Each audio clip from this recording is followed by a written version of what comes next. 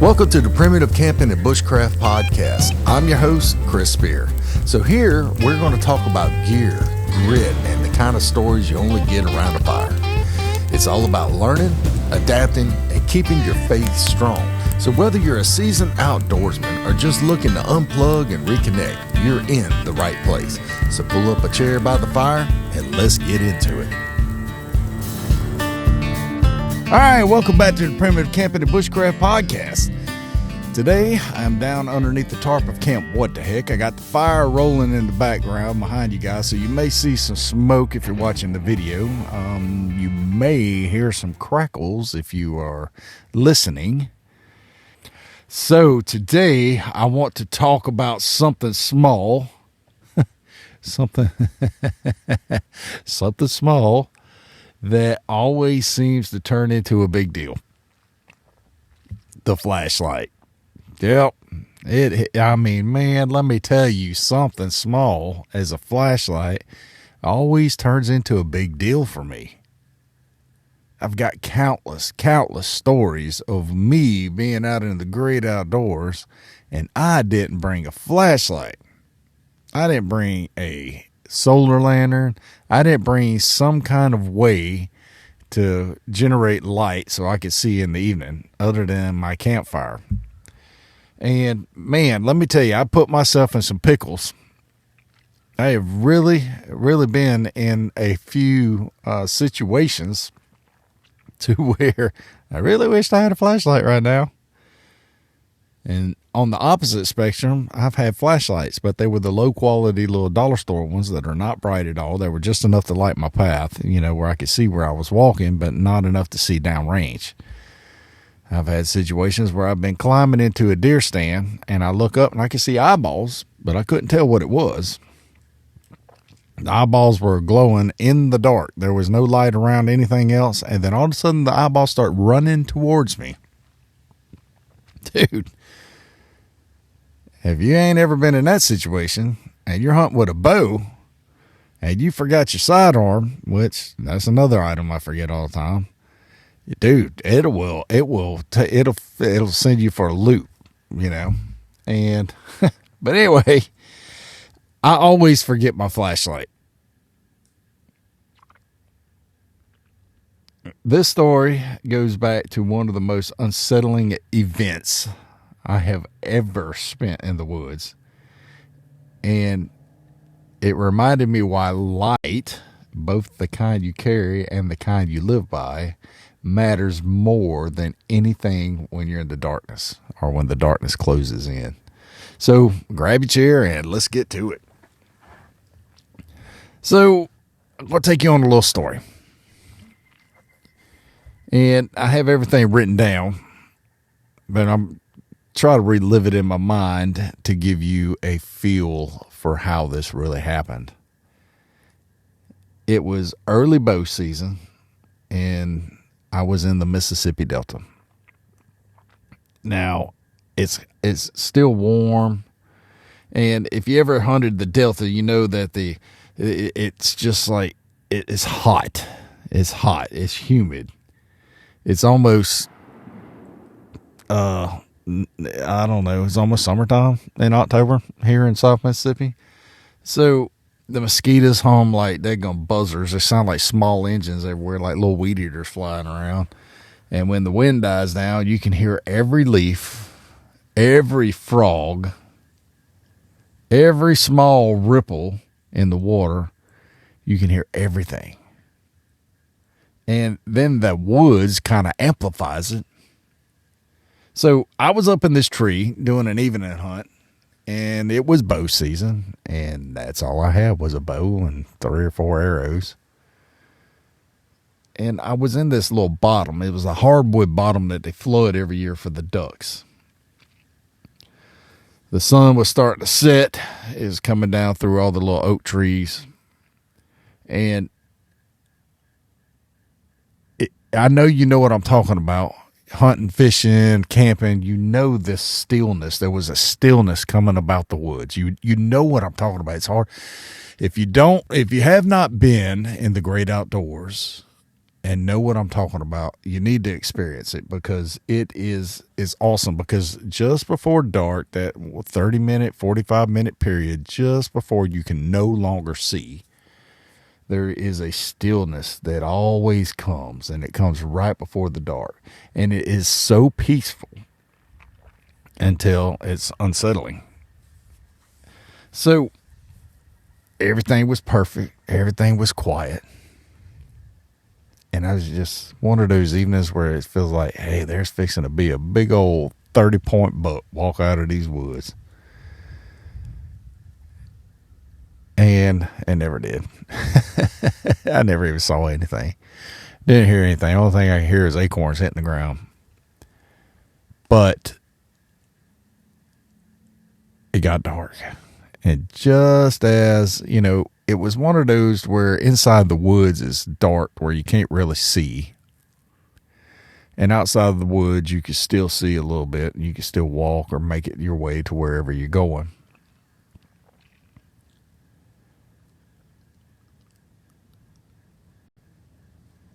So I was up in this tree. I was getting ready to come down. And then I heard it. At first, I thought this was just a hog, and a very big one. And I was like, man, if you know hogs, you know they can mean trouble. They grunt, they huff, and if they got little ones with them, if you get out, you're walking and you get out in the woods and they got little ones, they will charge you. They will try to intimidate you. Some of them, the bigger ones, will attack you. And then several of them get in together on it, and they have no hesitation. They don't know no fear until they get afraid and they run off. So I reach over for my flashlight. And there it was. Gone. I didn't have it. Somebody's just shooting some guns over here right now. So that sinking feeling kind of hit me right in the gut. And, I thought I packed it. I remember having it. I had it in my hand. Maybe I just left it in my truck. There ain't no telling. So once I realized that, hey, this thing is gone, I was like, man, I got to walk out of here with no light, and I got hogs around. And your cell phone light ain't really going to help either. It'll give you some light so you can see your path. I've done that before. But this particular time, I hear this grunting sound, and I start to climb out of the tree, and I hear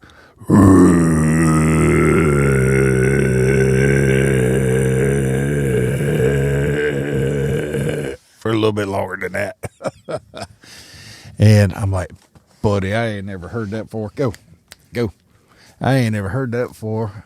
And I'm like, what was that? And it was one of those sounds. It echoed through all these woods. It was very low, but very loud. And it echoed through the woods that it reverberated. And I'm telling you right now, every hair on the back of my neck stood up. Every hair on my body stood up. Like, that was ridiculous.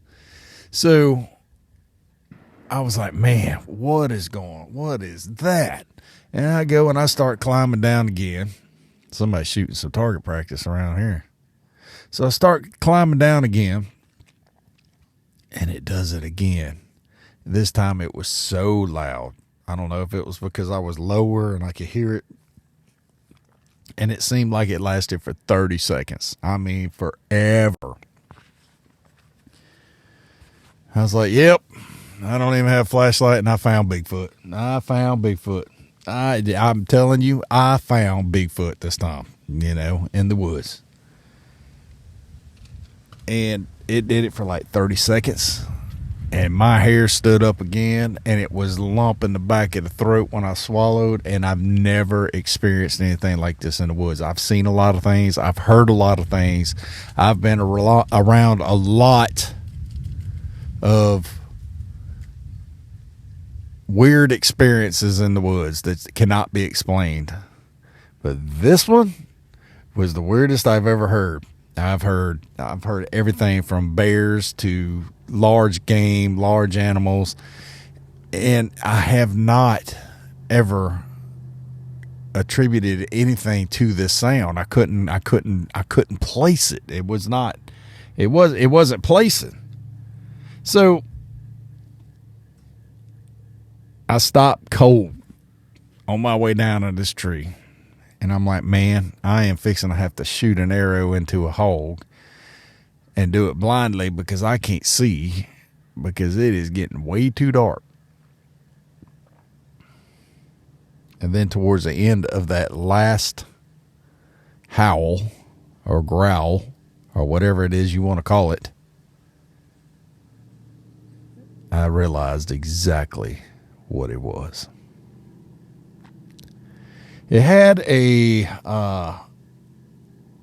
more of a electric sound to it towards the end.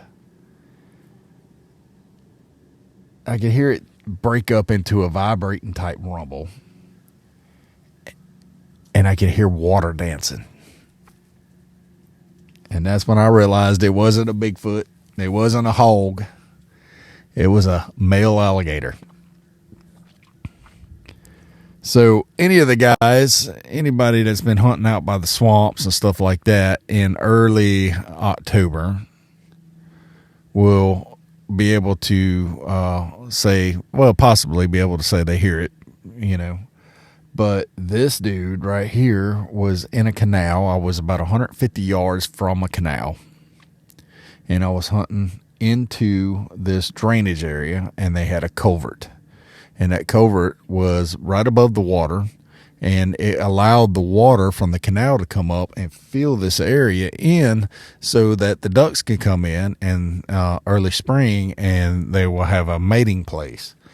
And so this alligator had climbed up right next to this culvert, and when he come out of the water to do his little dance, his little snout and everything come up, and he bends his back or whatever it is that they do, and he makes his growl, and then he vibrates, and you can hear the water dancing on top of his back in between all of his little spines and his leather armor on his back, and you can hear that vibration. And buddy, let me tell you, I was so pleased to find out that it was an alligator. It's amazing to see what this alligator does in daylight. But I'm telling you right now, it is terrifying to just hear what this alligator does at night when you can't see. So that was one of the one of the top, like, golly moments. And I got so many of them, you know. But that night, with no flashlight, no clue where it was coming from, it scared the fire out of me. Literally, I literally got scared. I did not know what it was at first. I mean, you got to understand that this culvert amplified the sound, and then being sitting in this bottom the way it was, where it was designed for ducks, is like a pond, a dry pond. Everything echoed so much that I was just like, wow. So I sat at the bottom of the tree for a while, trying to calm down. The woods were completely dark, and the only light left was a little faint glow off of the water. The evening sun was in the direction on the west. It was going, you know, to where it just kind of gives that little glow, and just right as the moon starts coming out, and that's when it hit me. Darkness changes everything. So I'm going to switch gears a little bit right here, and we're going to switch over to page 70 in the book, Prairie Camping and Bushcraft. And, you know, This is going to show you the miscellaneous category of the gear. And this category is for all the other stuff you may want on hand while camping. At a minimum, a good flashlight is one fairly essential item. You can camp without one, which I've done unintentionally. That's what we're talking about here. So this is straight out of the book now. But life is much simpler if you bring it along. I personally get a lot of use out of a cheap headlamp made by Energizer, the little 3 AAA battery ones. Those are the absolute most bang for the buck. The only drawback is that it uses batteries. 3 AAA batteries don't weigh much, but I can't tell you how many times I forgot to pack replacements and my batteries had died. So I've gone without a light source partway through my trip, and for that reason, a small rechargeable LED handheld flashlight is an excellent addition to any camping kit, as it allows you to see greater distances than a headlamp and can be fully charged before you head out. So that is the book. That is my little exhortation of the book for the day. And I've learned that when you cannot see, your confidence kind of disappears. The same woods that felt like peaceful a few moments ago, like, oh, this is beautiful, this is awesome, suddenly feel alive and like it's watching you, and everything is watching you. Everything knows you're there before you ever know that they're there. It doesn't matter how experienced you are. When the light goes, every instinct in your body starts whispering that something's wrong. Something's there. Something's watching. Something's out there. And I don't know why that is. I don't know. I'm pretty sure they call that some kind of phenomenon, they call it, but it's very true. No matter what, whenever that sun goes down, I don't care who you are, there's always an uneasiness in the back of your mind. I'm still comfortable in the great outdoors at nighttime. It doesn't bother me not one bit, but there's always that little something in the back of your mind that can lead to some kind of uneasiness. And the truth is, it wasn't about a flashlight anymore. It was about what it represented. Being unprepared, being caught off guard, thinking that you've got control when you really don't. So think about that one for a second. All a flashlight does is give you control so that you can see. I didn't have a light, so I did what I always do. I improvised. I whipped out the cell phone. I used the light on my cell phone. And speaking of light on the cell phone, we'll take a little detour to another story here. And I was hunting again, and it seems to be all the time that I leave my flashlights when I'm hunting. But I don't know, I'm maybe a mile. I followed this creek up into the woods. It was really a slough or a tributary off of a lake or canal or something like that. But it goes way back up in there. It was about a mile. And I get all the way up in there, and I'm hunting. And I jumped the deer walking in, and I'm like, well, there's a chance that, it's still early bow season, so we'll see if anything comes out. There's still a chance. It got dark, and I started walking back towards where my truck was parked. And so I'm walking the edge of this creek, this whatever tributary, whatever you want to call it. And I get halfway down, and I stop because it was the most beautiful scene I've seen in years, where the sun was going down and the sky was orange, and the sky was blue. You've seen what I'm talking about. And the water reflected everything where the sky was, and the water was reflecting blue and orange, and the moon was coming up. It was a full moon, or the day after the full moon, but the moon was coming up and reflecting. And dude, let me tell you, I've never seen a scene like this. That I took a picture of it, and man, I hope I got it for this. I'll put it in the cover. I'll make the cover of it. But this, it was beautiful. You had the sun going down on one side, you had the moon coming up on the other end, the opposite ends, and you could see the moon reflection in the blue and then the orange, and it was just like the most beautiful thing I've ever seen. And then I started hearing some coyotes, and there was a pretty good bit of them. And I've done some reading here recently to find out that 2 coyotes can make you think that there's like 20 of them. And it could be just a mating pair. And it's just a pair of coyotes, 2 of them. And they can make you think that there's like 20 actual dogs running around in the woods. So they were very close. They were extremely close. And to the point that I can hear footsteps just off in front of me.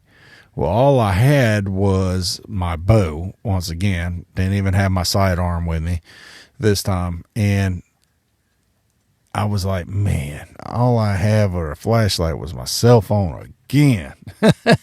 So I ended up doing the long walk, but I stopped and I recorded the sound of the coyotes howling while I was taking pictures of this beautiful scenery. I mean, it was gorgeous, but you know, that was neither here nor there, but it was awesome. I finally got back to the truck and started driving off, and I realized that how beautiful that really, really was. It was crazy.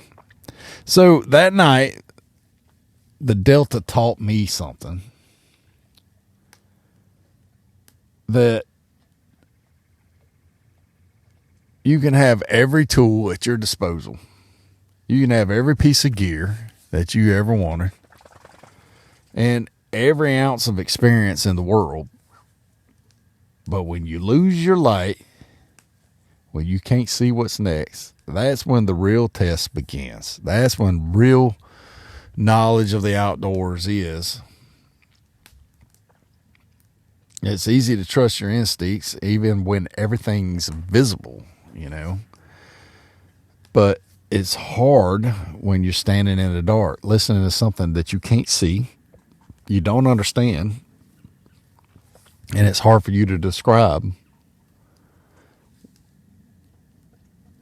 Those moments, you don't rise to the occasion. You fall back on what you practiced, and it's kind of hard to mingle this into with a flashlight, because all your life you've practiced with a flashlight. But you go outside at night, you have a flashlight. All of your life you've practiced with a light. All of your life you've always taken a light with you.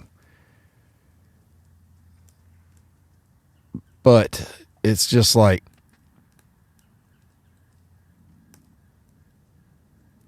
we set our own selves up for failure. If you want to practice being in the woods, go out without a flashlight. That's what's crazy. So I'm out here sitting by the campfire, and I'm thinking about that time.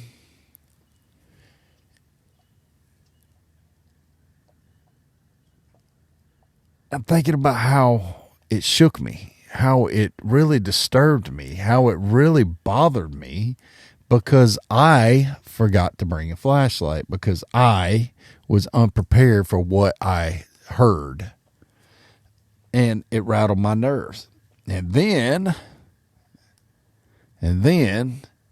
thinking about it, there's something else. The only thing that chases away fear is light. Think about it. The only thing that gets rid of fear is light. Not just physical light, the kind that comes from a flashlight or torch, but your spiritual light. So the kind that comes from knowing who's with you, even when you can't see what's around you.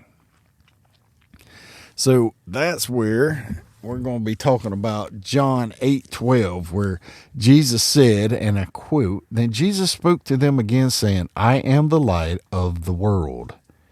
He who follows me shall not walk in darkness, but have the light of life."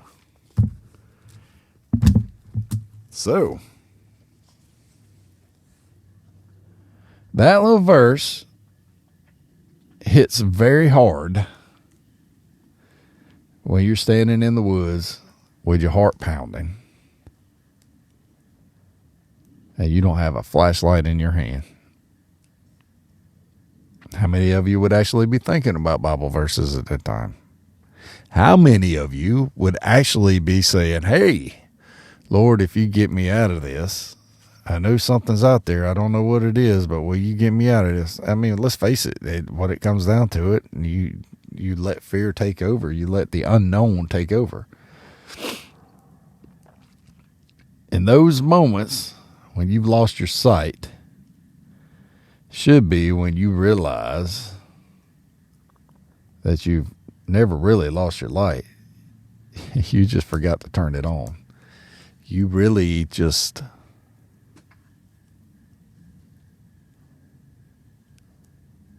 you're not exposing, you're not allowing the light to take over. And I know this seems like it's like, oh, they ain't got no direction with this, but yes, I do. Because he said, I am the light of the world. This little light that you have, you always sing that little song, this little light of mine, I'm going to let it shine. You know, this little light that you have is nothing compared to him in the light of your life. So there's always practical things that you could do. And practice this all the time. Always pack multiple light sources when you head out into the woods, as we have an airplane flying overhead. You know, put one in your pocket and put one in your pack, and then leave one in your vehicle or your conveyance or whatever, however you got out to where you're going camping. Check the batteries before every trip. Don't assume they are good. Train yourself to move slow. You'll think clearer, and you'll make fewer mistakes as the smoke's coming down and choking me off. Don't just prepare gear, prepare your spirit. That's the big one there. If you only train for what you can see, the dark will always surprise you. Now, I've forgotten my flashlight more than once. I've forgotten it. I can't tell you how many times I've forgotten my flashlight. But every time I do, I think back to that one particular hunt. And this is no joke. I make fun of myself now for being worried about what that noise was, thinking that I found Bigfoot. The world gets dark sometimes. The woods definitely get dark. But the light, the real light, it never fails us. Jesus is the light of the world. You just got to remember to carry it. So that's it for today's episode. Thanks for sitting around the fire with me today. As it's slowly starting to burn out, I need to go stoke it and throw some more logs on there. It is definitely cooling off now. Don't forget to swing by the new website, primitivecamping.com. And I'll leave a link in the description of this episode. And it is now at the description of all the episodes, or the footer or whatever page it is. I've learned so much about web design, it's silly, but I still got a long ways to go. But anyway, head on over primitivecamping.com, look at the store, read the blog. And what I'm going to be doing is I'm going to be turning each one of these podcasts into blog posts, And I have a very long backlog of blog posts to start posting. And so it's going to be a while. I'm prepping up for this weekend. Once the street fair is the end of the first week of November, this coming weekend, once the street fair is over with, then I will be concentrating on the podcast 100% of the time. And so I'll be pushing this puppy out there. I'll be updating that website. I'll be concentrating my full 100% undivided attention there.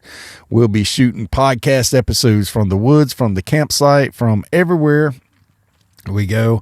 I'm thinking about even shooting a podcast at the street fair, inviting different individuals to go ahead and drop in.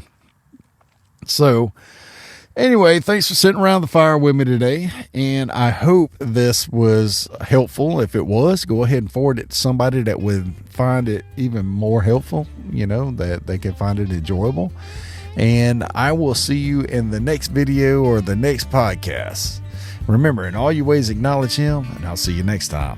God bless you. Thanks for sitting around the fire with me today. If this episode gave you something to think about, if it helped you feel a little bit more prepared, or it even stirred your faith a tiny bit, go ahead and share it with someone else who might need it as well. We don't go camping to run away from life. We come out here to slow down and to recharge. So grab another log, throw it on the fire, and remember this: in all your ways, acknowledge Him, and He will direct your path. I'll see you next time. God bless you.